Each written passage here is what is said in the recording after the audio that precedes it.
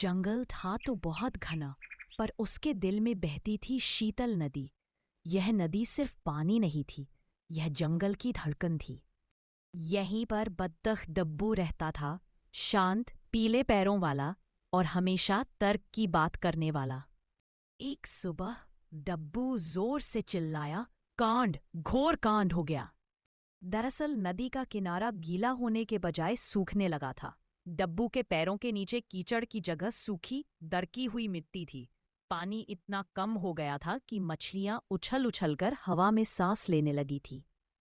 जंगल में हड़कंप मच गया। शेर राजा ने अपने सिंहासन से दहाड़ लगाई। यह कौन सा जादू है? मेरी शीतल नदी कैसे सूख गई? ठीक उसी समय एक फुर्तीली आंखें चमकाती लोमड़ी, जिसका नाम किट्टी था, वहां पहुंची। किट्टी थी तो छोटी, पर दिमाग उसका जासूसों जैसा था। किट्टी ने गंभीर होते हुए कहा, महाराज, यह कोई जादू नहीं, यह जरूर किसी की शरारत है। हमें तह तक जाना होगा। डब्बू दुखी होकर बोला, हमारा घर उजड़ रहा है किट्टी। अगर पानी सूख गया तो हम सब प्यासे मर जाएंगे। किट्टी ने डब्बू का हौसला बढ़ाया। रोने से कुछ नहीं होगा डब्बू, हमें मिलकर नदी के बहाव के विपरीत दिशा में जाना होगा। इस समस्या की जड़ वही कहीं होगी।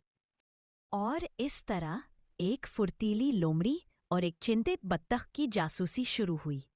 वे दोनों सूखी नदी की तलहटी पर आगे बढ़े। थोड़ी दूर चलने पर किट्टी रुक गई। उसने अपने पंजे से एक चिकनी, बदबूदार चीज को छुआ। देखो डब्बू, ये क्या है?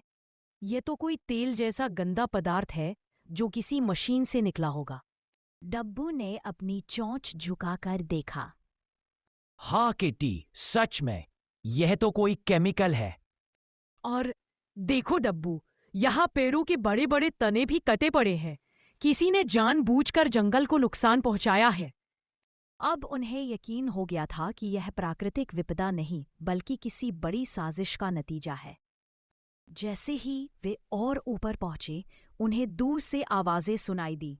लकड़ी काटने की मशीन की चर्र-मर्र की आवाजें और इंसानों के चिल्लाने की गूंज। किट्टी और डब्बू ने झाड़ियों के पीछे से जो देखा, वह सचमुच एक बहुत भयानक दृश्य था। जंगल के ऊंचे हिस्से में एक लालची ठेकेदार हीरा सिंह अपने आदमियों के साथ बड़े बड़े पेड़ काट रहा था।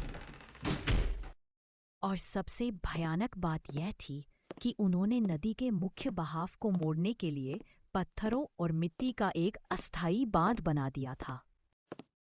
हीरा सिंह हंसते हुए अपने आदमी से कह रहा था, हा हा हा, जंगल के बेवकूफ जानवर सोच रहे होंगे कि नदी सूख गई, लेकिन अब सारा पानी हमारी तरफ है।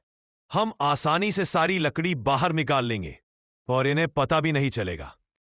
किट्टी की आंखें गुस्से से लाल हो गई। यह तो बहुत बड़ा धोखा है। हमें जल्दी कुछ करना होगा डब्बू। हाँ किट्टी, अब हमें पूरे जंगल को एकजुट करना होगा। ये लड़ाई सिर्फ हमारी नहीं, पूरे जंगल के अस्तित्व की है।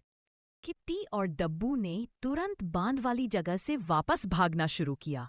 उनके दिल में गुस्सा और चिंता दोनों थी।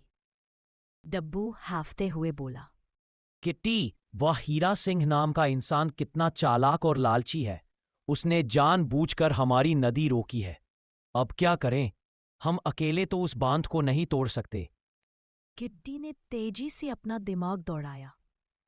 नहीं, अकेली नहीं, पर हमें जंगल के हर जानवर को समझाना होगा।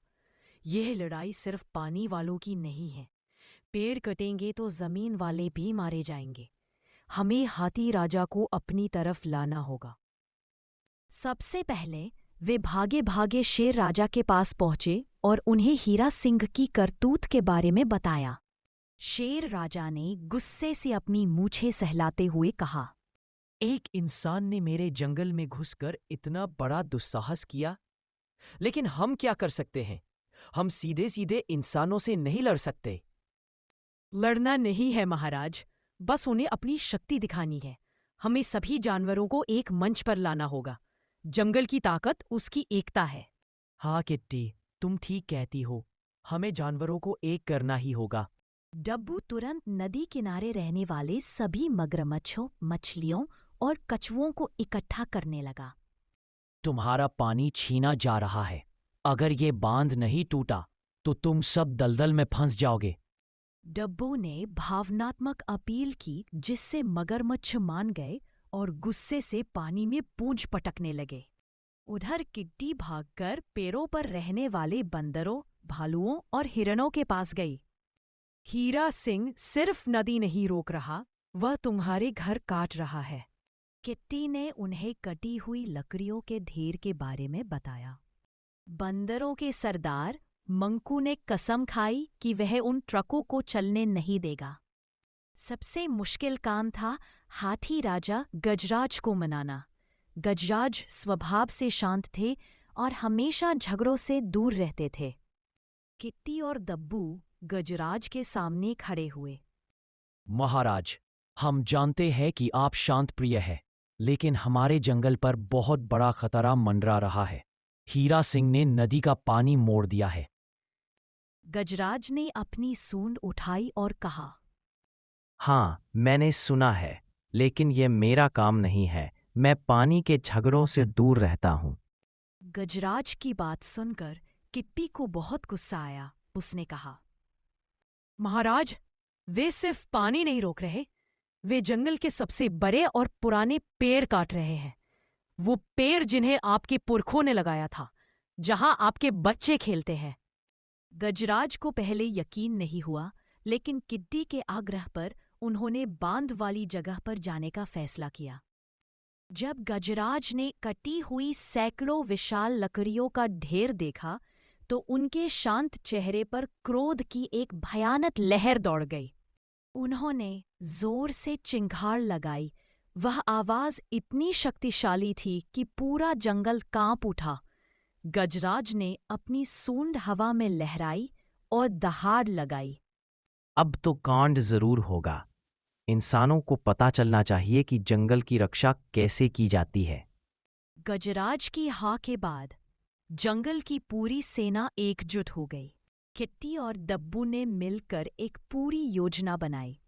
बंदर सबसे पहले ट्रकों और मशीनों को निष्क्रिय करेंगे, टायरों की हवा निकालेंगे। भालू और हिरन इंसानों का ध्यान भटकाएंगे और शोर मचाकर दहशत फैलाएंगे। मगरमच्छ नदी के उस हिस्से को घेरेंगे जहां से लकड़ियों को ले जाया जाना है। हाथी राजा सीधे बांध पर हमला करेंगे और उसे तोड़ देंगे। रात भर योजना बनती रही। सुबह का सूरज उगने से ठीक पहले जंगल की सेना शांतिपूर्ण तरीके से लेकिन संकल्प के साथ हीरा सिंह के ठिकाने की ओर बढ़ी। सुबह की पहली किरण जंगल के पत्तों से छनकर जमीन पर आ रही थी, लेकिन जंगल में शांति नहीं थी। यह तूफान से पहले की खामोशी थी। किट्टी, दब्बू और गजराज सबसे आगे थे। उनके पीछे जंगल की पूरी सेना युद्ध की तैयारी में खड़ी थी। सामने हीरा सिंह और उसके आदमी सुबह की चाय पी रहे थे। उन्हें बिल्कुल अंदाजा नहीं था कि उनकी लालच भरी सुबह जंगल के सबसे बड़े सबक में बदलने वाली थी। जैसे ही किट्टी ने एक लंबी और तेज आवाज निकाली, यह हमले का संकेत था। सबसे पहले मंकू की बंदर सेना बिजली की फुर्ती से ट्रकों और लकड़ियों को काटने वाली मशीनों पर कूद पड़ी। वे इतने शैतान थे कि कुछ ही मिनटों में उन्होंने सभी ट्रकों के टायरों के वॉल्व निकालकर हवा निकाल दी। बाकी बंदरों ने मशीनों के तारों को नोच डाला और पुर्जों को बिखेर दिया। अचानक हुए इस हमले से हीरा सिंह के आदमी घबरा गए। जैसे ही वे दौड़कर ट्रकों की तरफ गए, भालुओं ने अपनी मोटी और भयानक आवाज में दहाड़ना शुरू कर दिया, जबकि हिरणों ने आसपास की झाड़ियों में जोर जोर से अपने खुरों से मिट्टी खोदनी शुरू कर दी। हर तरफ से शोर और दहशत फैल गई, जिससे इंसानों को कुछ समझ नहीं आया कि हमला कहाँ से हो रहा है।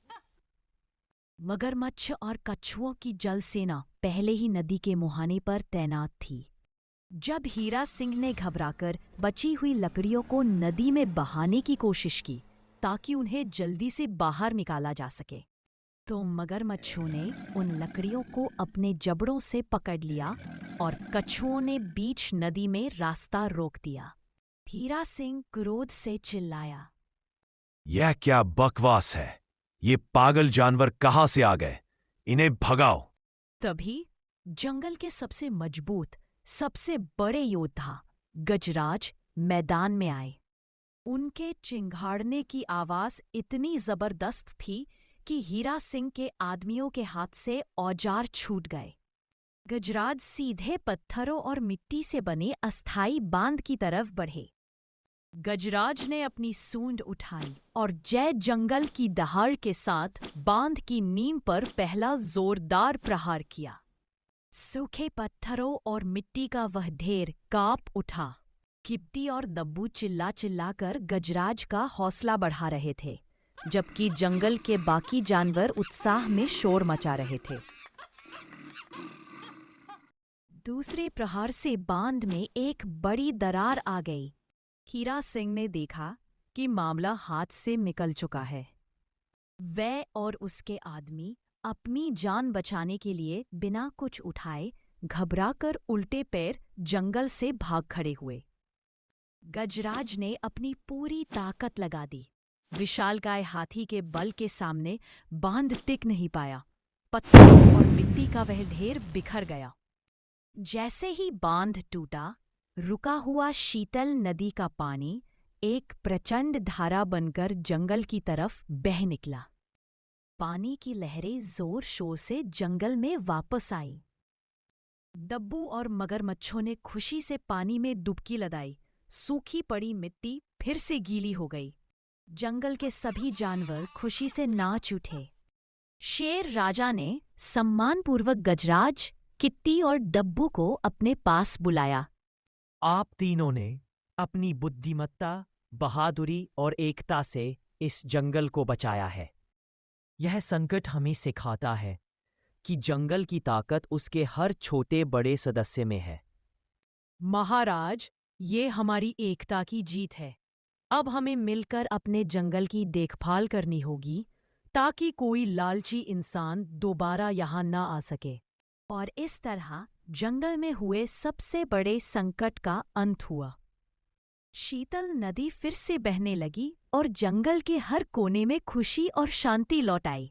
हमें इस कहानी से यह सीख मिलती है कि संगठन में शक्ति होती है, इसलिए हमेशा किसी भी समस्या को एकजुट होकर हल निकालना चाहिए। दोस्तों, कैसी लगी आपको यह कहानी? ऐसी नई नई और मज़ेदार कहानियाँ देखने के लिए हमारे इस वीडियो को लाइक और चैनल को सब्सक्राइब करना ना भूलें। धन्यवाद।